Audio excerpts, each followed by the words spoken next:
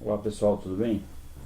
Eu queria falar com vocês hoje sobre um artigo que ele está num blog, está veiculando aí nos meios dos blogs dos professores, é de uma terapeuta.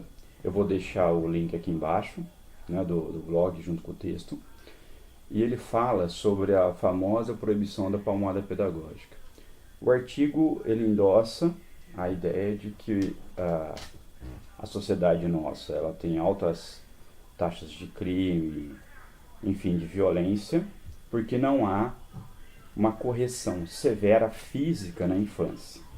Essa é a ideia geral. Então, se nós tivéssemos, essa é a ideia do artigo, se nós tivéssemos mais punições, né, por exemplo, se os pais pudessem bater nos seus filhos, né, dar um tapa no seu filho, a criminalidade aí e todas essas formas de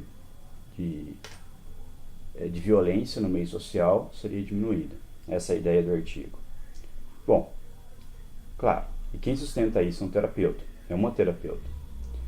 Eu encontro vários problemas aí. O primeiro deles é um que está relacionado com a própria profissão do terapeuta. Porque é o seguinte, se eu sou pai, eu tenho um filho aqui em casa, e eu acredito que bater resolve. Mas existe uma lei que proíbe que eu bata no meu filho. Portanto, o que eu vou fazer? Eu vou recorrer a um terapeuta.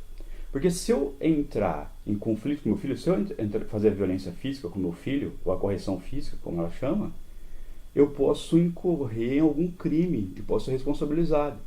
Qual a única forma que eu vou fazer para corrigir meu filho? Eu falo, olha, eu não sei mais corrigir meu filho, então eu vou levar um terapeuta. Ou seja, a fala dessa terapeuta, ela é contra a própria terapia. Ou seja, ela está falando contra o próprio mercado da terapia. Ela está falando que a terapia não funciona. Porque se a violência, ou o que ela chama de correção física, funciona, eu não preciso mais levar no terapeuta. Eu mesmo soluciono o problema através da correção física. Então, isso é uma fala contra a terapia. Esse é o primeiro ponto. E tem implicações aí, do ponto de vista da terapia, o quanto que essa terapeuta está falando contra a própria profissão dela, que coloca em questões aí, né, a eficiência, né, dessa compreensão dela da terapia, e as questões econômicas. Então eu vou resolver o problema em casa. Agora, as pessoas falam, bom, mas não é todo mundo que tem capacidade de levar no terapeuta. Ora, se há uma proibição de eu corrigir meu filho fisicamente, os meios públicos vão ter que dar um jeito, ou já existem meios de soluções, por exemplo, o CRAS e outros mecanismos públicos que você pode levar seu filho lá para ser atendido por um terapeuta, um psicólogo. Eu já tive alunos que frequentaram psicólogos em escola pública. Então, essa ideia é uma ideia que, primeiro, traz um problema econômico, né, de mercado para os próprios terapeutas e traz também um problema de compreensão sobre a funcionalidade ou eficiência da terapia. Tá? Esse é o primeiro ponto. Agora vamos para outro ponto, vamos deslocar a discussão. Vamos para o ponto mesmo específico. É eficiente corrigir a pessoa do ponto de vista físico? Vamos dar um exemplo aqui. Uma criança, tá? Vamos pegar uma criança de 9 anos, está brincando com, sei lá, com um inseto, né, um grilo, e ela vai lá e arranca a perna de um grilo. Se não me engano, quem dá esse exemplo é a dor. Se eu for ir lá e fazer a mesma coisa, dar um tapa nessa criança e falar, olha, isso causa dor, quais são as implicações disso? Ou seja, vamos analisar esse fenômeno direito? Quando eu falo que isso funciona, eu ir lá bater na criança, fazer isso funciona, eu estou tomando de imediato a interpretação da sensação da dor. Não se pode esquecer que a dor ela vem por nós através da sensação. e ela passa pela percepção e gera uma interpretação. Acreditar que todo fato é um fato nulo e eu tenho a mesma interpretação sobre os fatos sensoriais, portanto, os fatos de percepção, é um erro. Ora, todo fato que me chega, ele é percebido de forma distinta. Ou seja, se eu advogo que esse menino que arrancou a perna do grilo tem que apanhar ou tem que sofrer alguma punição física para ele entender, eu estou acreditando mais ou menos nesse raciocínio, tá? Ó, o menino vai pensar assim: eu fiz alguém sentir dor. Alguém fez comigo o mesmo que eu fiz. Portanto, ambas as ações trazem dor. E aí vai chegar numa implicação que é moral. Essa criança tem que chegar numa conclusão moral. Portanto, ambas as ações não devem ser feitas, porque elas causam dor. Olha como é complicado, do ponto de vista lógico, você fazer isso. Portanto, ambas as ações não devem ser feitas porque elas trazem dor. Mas a pessoa que foi me corrigir fez a mesma ação. Ela traz um problema aí de própria estrutura, de uma estrutura lógica, de funcionamento cognitivo de estrutura lógica.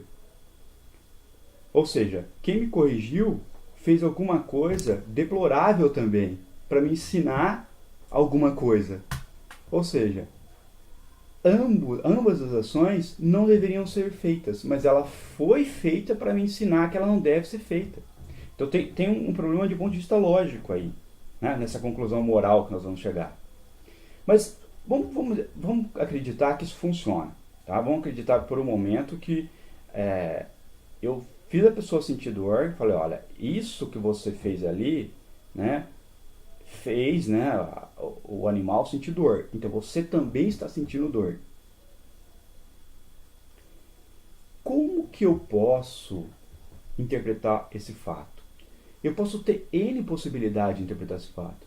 Ou seja, a criança pode ter N interpretações sobre essa percepção que ela está sentindo, da dor. Ela pode simplesmente pensar: a ação que eu fiz gerou dor. Alguém gerou dor em mim.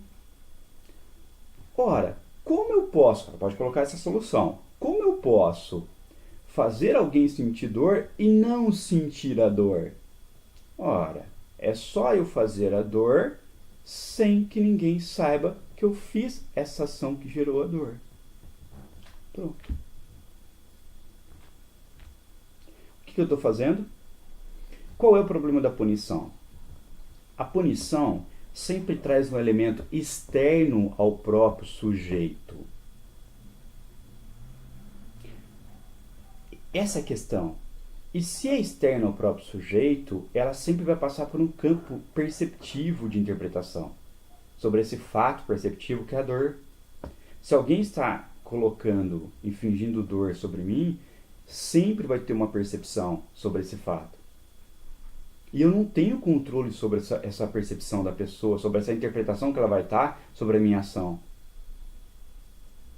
Ah, mas então como resolver esse problema? Aqui, a concepção me parece simples de algum ponto de vista. Se uma criança de 9 anos fez essa ação que eu falei, arrancou a perna de um grilo, ela já fracassou em alguns níveis culturais. Por exemplo, ela já não está em volta da ideia de ciência do grilo.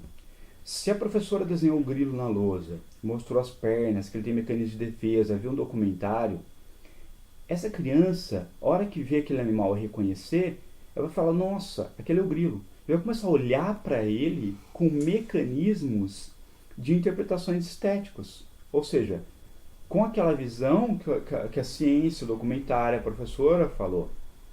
Mas esse é o único fenômeno? Não. Qual é o outro fenômeno que pode ter? O outro fenômeno é o fenômeno do desenho. Eu posso ter um grilo na TV que fala. E esse grilo que fala vai ser igual ao grilo que está na minha frente ali, que está na grama. Esse grilo, a criança vai pensar, é o mesmo. Aí eu vou falar: olha, eu não vou matar esse grilo, porque eu gosto do grilo que está lá na TV. Eu criei uma rede de empatia. Ou seja, eu transferi as minhas características para o grilo. Ou seja, eu estou carregado de alguma cultura que me impede de eu agir. Eu não vejo que esse animal é um ser tão distinto de mim que eu possa fazer alguma coisa. Eu tenho uma rede de empatia por ele. Aí eu não ajo. Qual a diferença entre as duas conclusões? Né? A primeira, a punição sempre está externa ao sujeito. É alguém que descobre o ato e vai punir. Portanto, sempre tem a questão do fato.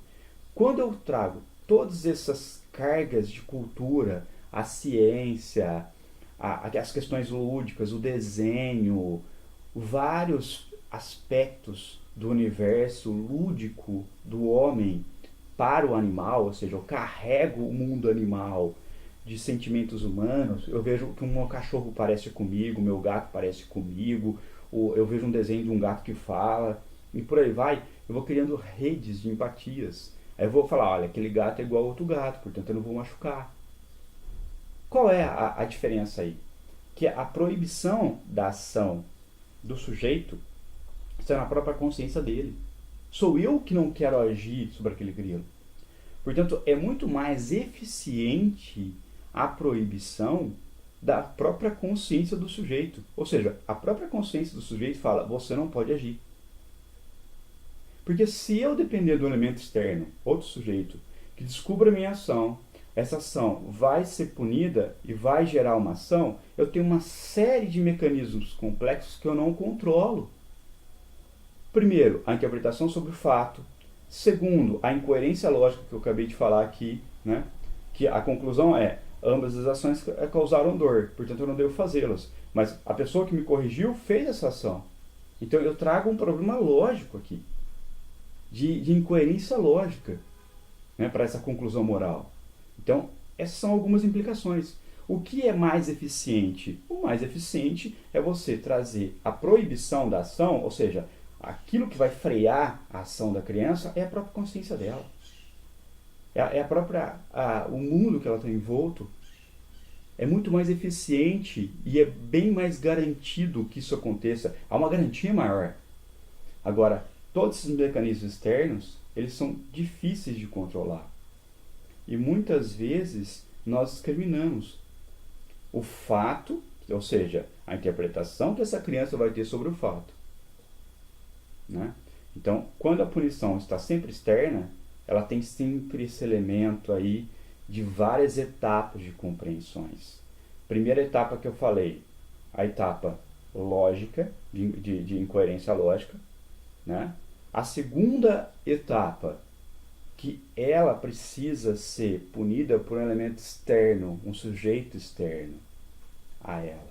E pode ser que ela pense simplesmente que é só ela agir para que nenhum sujeito, nenhuma pessoa descubra que ela agiu. Aí ela não vai sofrer punição. Então, isso é o que eu queria falar para vocês pensarem. Tá? Então, professores, pensem sobre isso e vamos conversar. Um abraço.